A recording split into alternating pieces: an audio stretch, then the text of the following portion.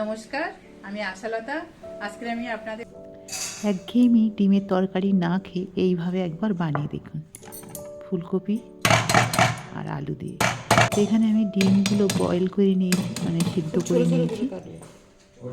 সিদ্ধ করে এবার খোসাগুলো ছাড়িয়ে নিতে হবে। চারটে পাঁচটা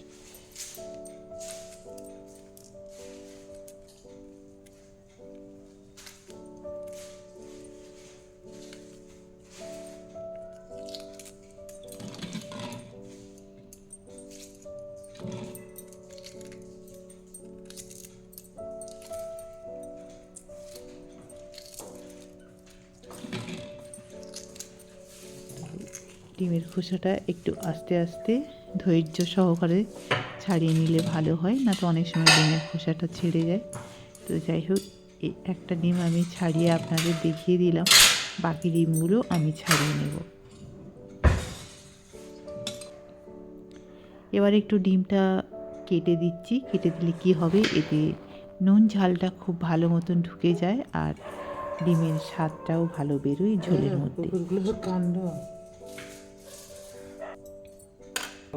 না না, ছোট ছোট এবারে একটা কড়াইয়ে দিয়ে দিচ্ছি সর্ষের তেল। সর্ষের তেল দিয়ে আলুগুলো ভেজে নেব। এখানে আমি 3টে আলু নিয়েছি মিডিয়াম সাইজের, আর ঠিক এইভাবে কেটে কেটে নিয়েছি একটু বড় সাইজের। একটু নুন আর হলুদ দিয়ে দিলাম, দিয়ে এটা গ্যাসটা এখন কমিয়ে রেখে এটা একটু ভেজে নিতে হবে। তাহলে কী হবে, আলুটা বেশ নরমও হবে আর ভাজাও হবে। এই সময় গ্যাস হাই ফ্লেমে রাখলে এটা ভালো ভাজা হবে না। ঢাকা দিয়ে দিয়ে ভাজবো। তো আলুগুলো আমার ভাজা হয়ে গেছে। এবারে আমি আলুগুলো তুলে দিচ্ছি। বুঝতে পেরেছো? তো এই সব রান্না আর কি, তো এই কথাবার্তা সব হচ্ছিল, এইসব ব্যাপার মিথ্যা কথা। এবারে এই তেলের মধ্যে দিয়ে দেবো ফুলকপিগুলো। ফুলকপিগুলো আবার একটু ভেজে নিতে হবে। হ্যাঁ, অস্তিত্ব নেই, মারা গেছে। এই কথা শুনে ফুলকপিটাও ভাজা হয়ে গেছে। এবারে ফুলকপিটা তুলে নেব।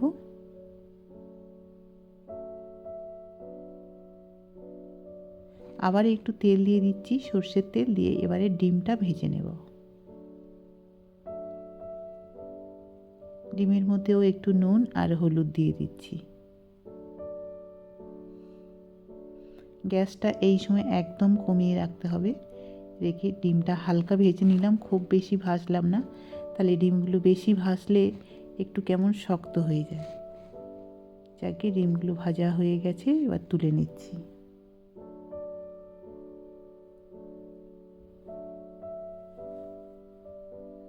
এবার এই তেলের মধ্যে ফোড়ন দিয়ে দিচ্ছি। দিয়ে দিচ্ছি একটু দারচিনি, শুকনো লঙ্কা, তেজপাতা আর একটু জিরা দিয়ে দিলাম, আর দুটো এলাচও দিয়ে দিয়েছি।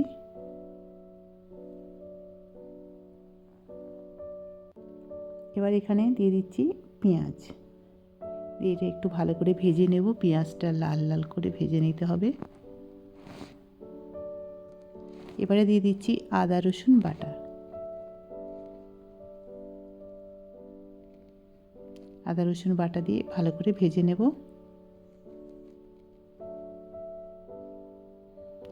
আর দিয়ে দিচ্ছি হলুদ আর কাশ্মীরি লঙ্কার পাউডার, ধনে পাউডার, জিরা পাউডার, আর একটু কাঁচা লঙ্কা দিয়ে দিলাম। লঙ্কাটা আপনাদের স্বাদ মতন দেবেন, যতটা ঝাল পছন্দ করেন সেই মতন ব্যবহার করবেন। আর দিয়ে দিচ্ছি একটা টমেটো আর নুন দিয়ে দিলাম। দিয়ে এটা একটু ভালো করে ভেজে নেব। ভেজে নিলে কি হবে, নুন দেওয়ার জন্যে টমেটোটা খুব তাড়াতাড়ি ভাজা হয়ে যাবে।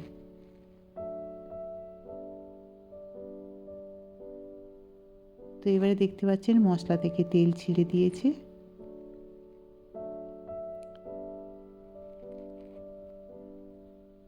এবারে আলুগুলো একটু এই মশলার সাথে ভেজে নেব।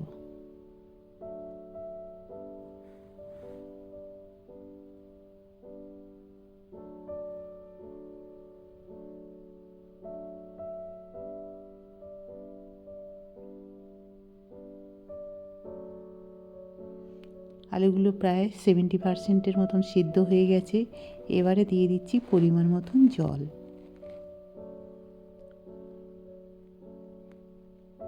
ভালো করে নেড়ে দিলাম আলুগুলো যাতে ঝোলের মধ্যে চলে যায়। এবারে এটা ফুটে উঠেছে, এবারে বাকি উপকরণগুলো দিয়ে দিতে হবে।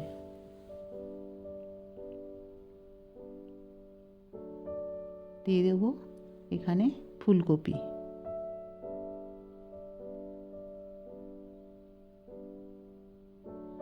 আর ডিমটা দিয়ে দিলাম। ফুলকপিটা একটু পরে দিলাম কারণ ফুলকপিটা খুব তাড়াতাড়ি সিদ্ধ হয়ে যাবে, আর ফুলকপি ঘেটে গেলে খেতে ভালো লাগে না, তাই জন্য আমি পরে দিলাম। ডিমটাও দিয়ে দিলাম। আবার 4 থেকে 5 মিনিট এটা রান্না করলে হয়ে যাবে।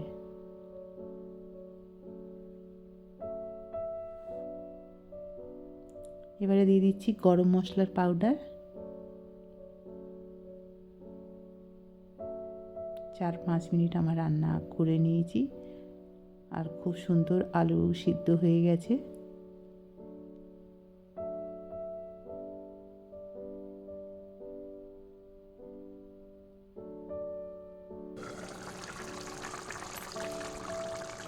এবার আমার রান্না প্রায় রেডি হয়ে গেছে একদম। এবার একটু কাঁচা লঙ্কা আর ধনেপাতা দিয়ে দিলাম। আরও 2-3 মিনিট রান্না করবো এটা ঢাকা দিয়ে।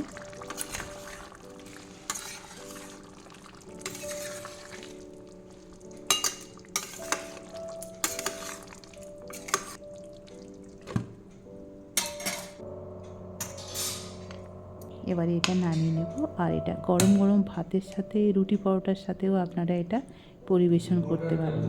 এইভাবে আপনারা রান্না করবেন, দেখবেন অসাধারণ খেতে। কেমন লেগেছে জানাবেন কিন্তু। আমার এই রেসিপিটা যদি আপনাদের ভালো লাগে তাহলে লাইক করবেন, শেয়ার করবেন, সাবস্ক্রাইব করবেন, আর আমার বেল আইকনে ক্লিক করবেন, তাহলে নতুন নতুন ভিডিওর সাথে আপনারা আপডেট থাকতে পারবেন। নমস্কার।